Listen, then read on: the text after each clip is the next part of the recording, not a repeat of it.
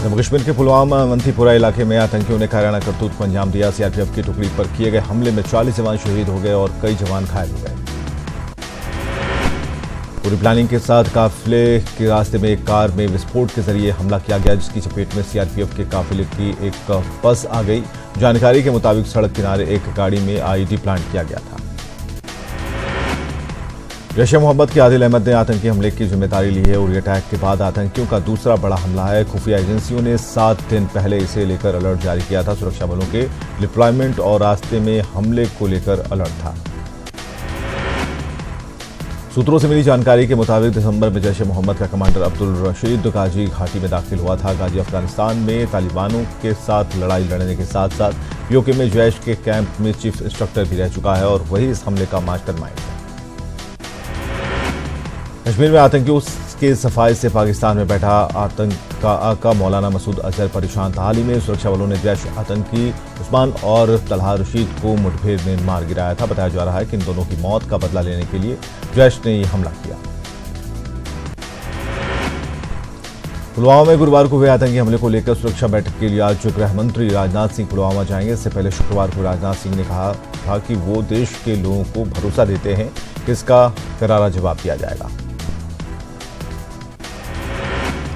किंतु सरकार ने पुलवामा हमले की जांच नेशनल इन्वेस्टिगेशन एजेंसी एनआईए को सौंप दी है। एनआईए के अधिकारियों की टीम आज पुलवामा जा रही है और इसके लिए बड़ी टीम का गठन किया गया है। पुलवामा हमले को लेकर कैबिनेट कमेटी की ऑफ सिक्योरिटी बैठक होने वाली है और इस बैठक के लिए गृह सचिव भूटान दौरे से भारत लौटकर आए हैं और एनएसए अजीत डोभाल भी पूरे मामले पर नजर बनाए हुए हैं।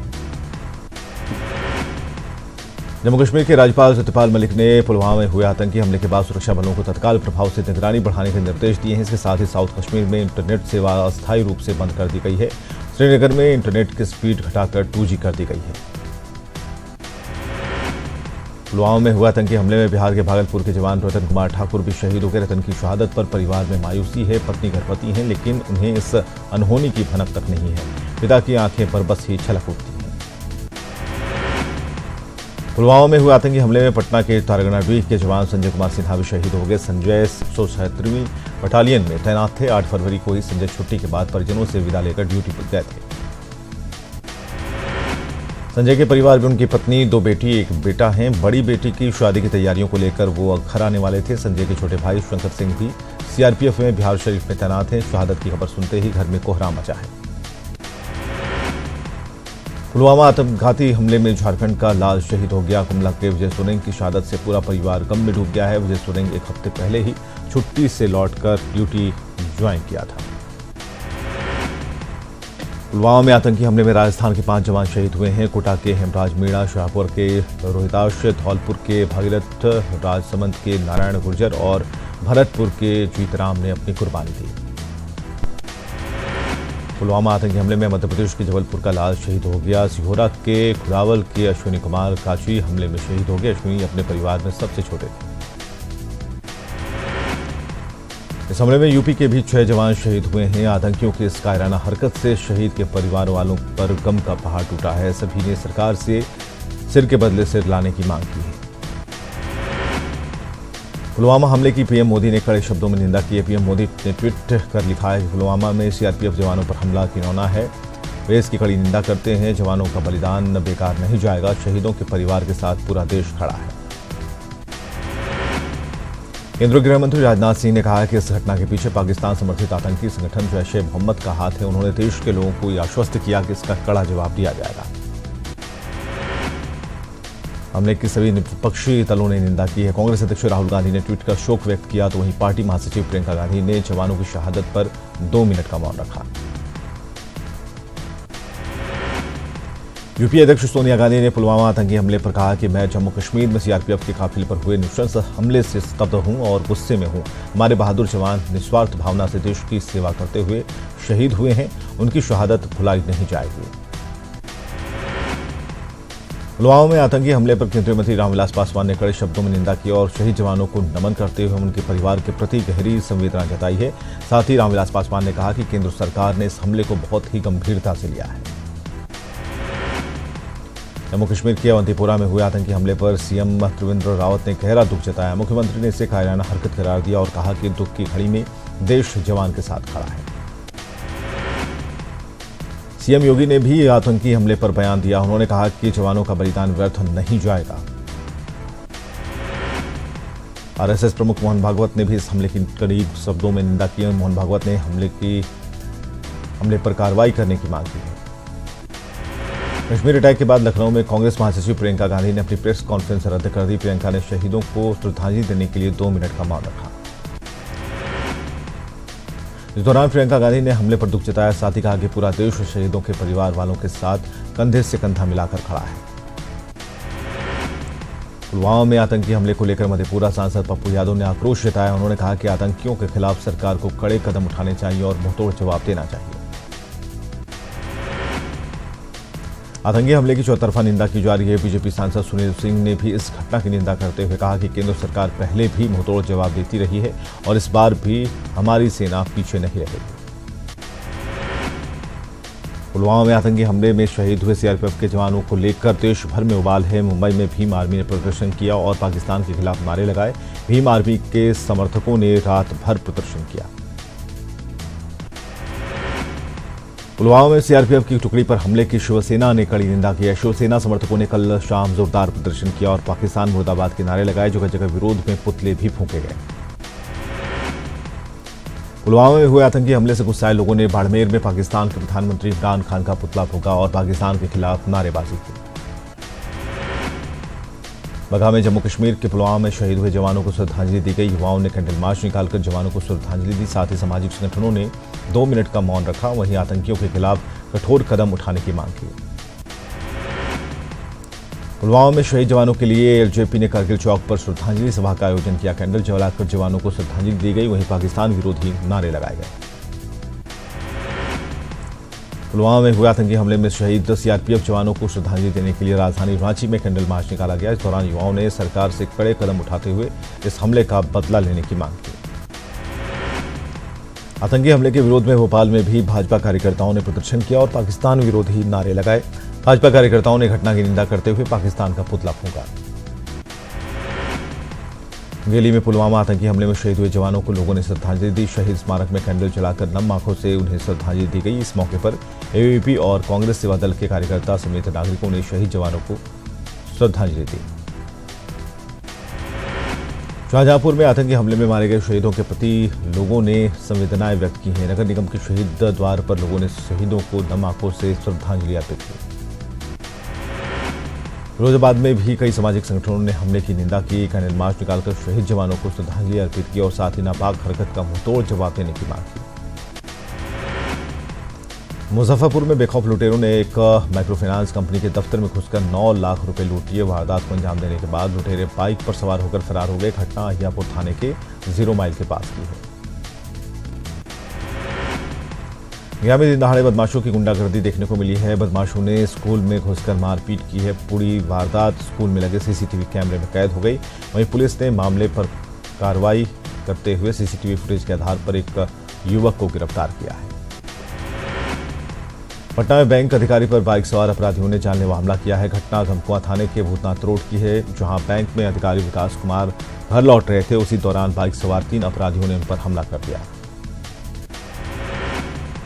पूर्वी चंपारण में 2 दिन पहले हुए फिनहारा थाने के मथुरापुर गांव के सीएसपी संचालक मनोज कुमार अकेला की हत्या का खुलासा पुलिस ने किया है। 4 अपराधियों की गिरफ्तारी भी हुई है।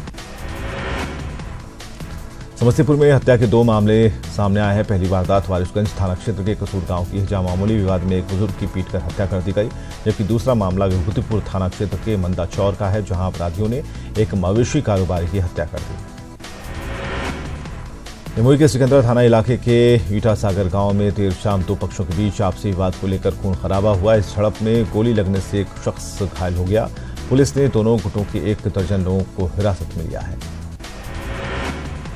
पटना पुलिस ने 2 अपराधियों को गिरफ्तार किया है। इनके पास से 1 विदेशी कट्टा और 3 जिंदा कारतूस बरामद किए गए हैं। अपराधियों ने जगतपुर में हुए भीषण डकैती कांड में हाथ होने की बात कबूली है। पटना सिटी में साइबर अपराधियों ने एक बैंक अकाउंट से करीब 1,40,000 रुपए निकाल लिए। अपराधियों ने यह रकम 7 बार में 20-20 हजार करके निकाले हैं। सिवान के मेहरवा से अपराध की योजना बनाते कुख्यात प्रमोद सिंह को पुलिस ने गिरफ्तार किया है। प्रमोद पर कई थानों में मामले दर्ज हैं। साथियों की गिरफ्तारी के लिए पुलिस छापेमारी कर रही है। अरवल के करेर थाना के बेलाव में एक 9 साल की बच्ची से दुष्कर्म का मामला सामने आया है। आरोप गांव के ही एक युवक पर लगा है। पलामू में सुरक्षा बलों ने नक्सलियों की बड़ी साजिश को नाकाम कर दिया है। पिपराटांड थाना क्षेत्र के आरा गांव के पास सीरीज में लगे 20 बम को बरामद किया गया। लड़वा कोर्ट ने लेवी के लिए ठेकेदार अशोक यादव की हत्या मामले में 2 नक्सलियों को उम्र कैद की सजा सुनाई है। साल 2010 में चुनिया के रणपुरा गांव में ठेकेदार की हत्या की गई थी। पाकुड़ के महेशपुर थाना क्षेत्र में खेलने के दौरान 12 बच्चों ने विषैला फल खा लिया। इससे सभी बच्चों की तबीयत खराब हो गई। फिलहाल सभी बच्चों का सीएससी में इलाज चल रहा है। रांची के मांडर में रुस्तम अंसारी नाम के युवक की गोली मारकर हत्या कर दी गई। रुस्तम आपराधिक चरित्र का था और 1 महीने पहले ही वो जेल से बाहर आया था। कोठी के अड़की थाना क्षेत्र के सोनपुर गांव के पास 28 एकड़ में लगी अफीम की अवैध खेती को पुलिस ने नष्ट किया है। जमीन मालिक पर एफआईआर की कवायद की जा रही है। देवघर में बेलगाम स्कॉर्पियो ने एक युवक को कुचल दिया, जिससे उसकी मौके पर ही मौत हो गई। स्कॉर्पियो में शराब की बोतलें पाई गई हैं। आशंका जताई जा रही है कि ड्राइवर नशे में था।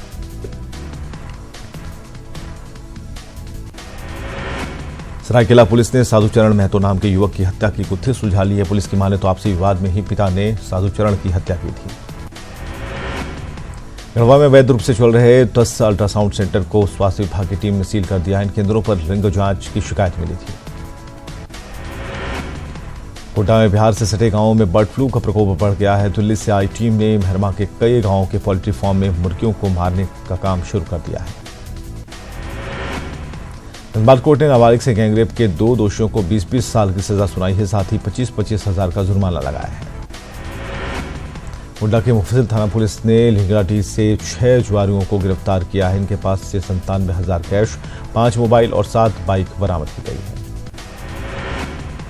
हाईकोर्ट ने राज्यसभा सांसद धीरज साहू के चुनाव को चुनौती देने के मामले में सुखदेव भगत और इरफान अंसारी की याचिका को खारिज कर दिया। इन दोनों ने मामले में पार्टी बनाने के लिए याचिका दायर की थी। सरकारी काम में बाधा पहुंचाने के मामले में बागबारा विधायक ढुल्लू महतो धनबाद कोर्ट में पेश हुए। गवाह नहीं होने के कारण कोर्ट ने अगली सुनवाई की तारीख 19 फरवरी को तय की है। आचार संहिता उल्लंघन के मामले में जेवीएम विधायक प्रदीप यादव देवघर कोर्ट में पेश हुए। कोर्ट ने सबूत के अभाव में प्रदीप यादव को जमानत दे दी।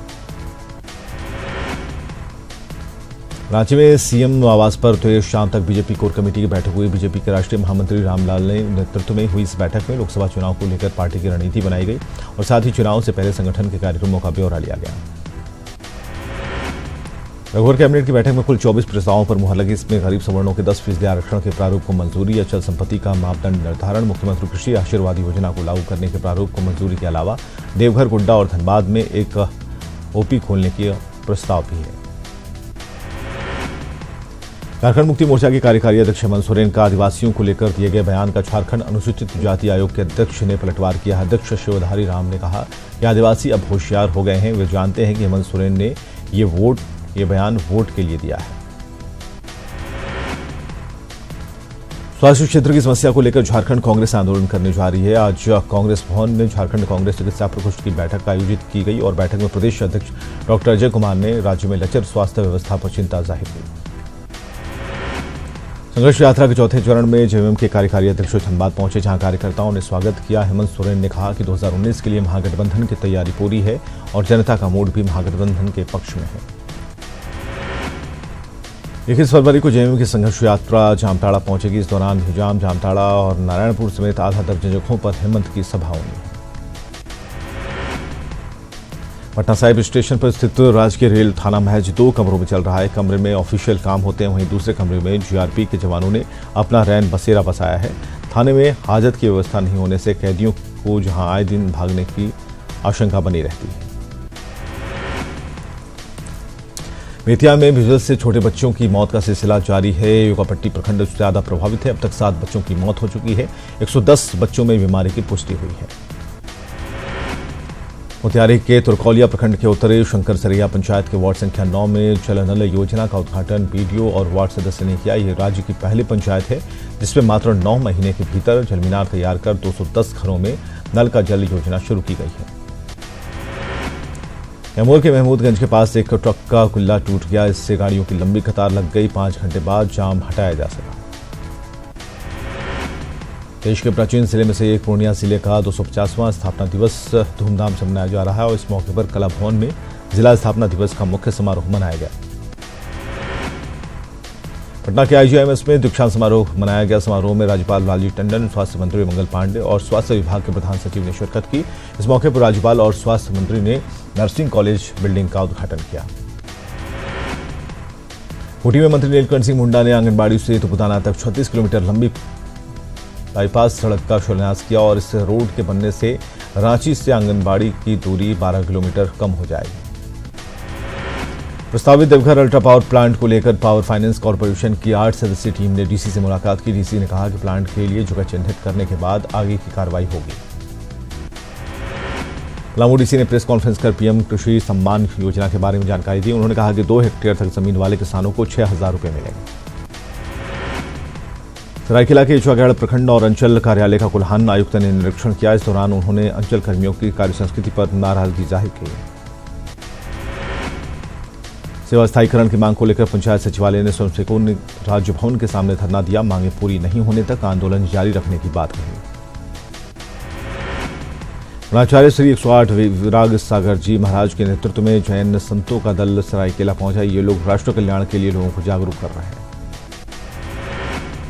रांची के बीआईटी मिश्रा में आज से बीटोत्सव की शुरुआत हो गई। 4 दिन तक चलने वाले इस बीटोत्सव में बीआईटी मिश्रा के छात्रों ने अपने प्रायोजकों के बारे में जानकारी दी। छात्राओं का कहना है कि कल से ये बीटोत्सव पूरे चरम पर होगा। प्रधानमंत्री नरेंद्र मोदी आज वंदे मातरम एक्सप्रेस को हरी झंडी दिखाएंगे। नई दिल्ली रेलवे स्टेशन में इसे लेकर एक कार्यक्रम है। वंदे मातरम एक्सप्रेस भारत की सबसे तेज रफ्तार वाली ट्रेन है जो दिल्ली और वाराणसी के बीच चलेगी। प्रधानमंत्री नरेंद्र मोदी आज झांसी में डिफेंस इंडस्ट्रियल कॉरिडोर प्रोजेक्ट की आधारशिला रखेंगे। इसके अलावा हजारों करोड़ की अन्य परियोजनाओं का भी शिलान्यास और लोकार्पण करेंगे। साथ ही प्रधानमंत्री एक विशाल जनसभा को संबोधित करेंगे। छत्तीसगढ़ में नक्सलियों ने सुकमा में राष्ट्रीय राजमार्ग 30 पर स्थित पेदाखोरती के पास 3 गाड़ियों को आग के हवाले कर दिया। करीब 2 दर्जन हथियारबंद नक्सलियों ने घटना को अंजाम दिया।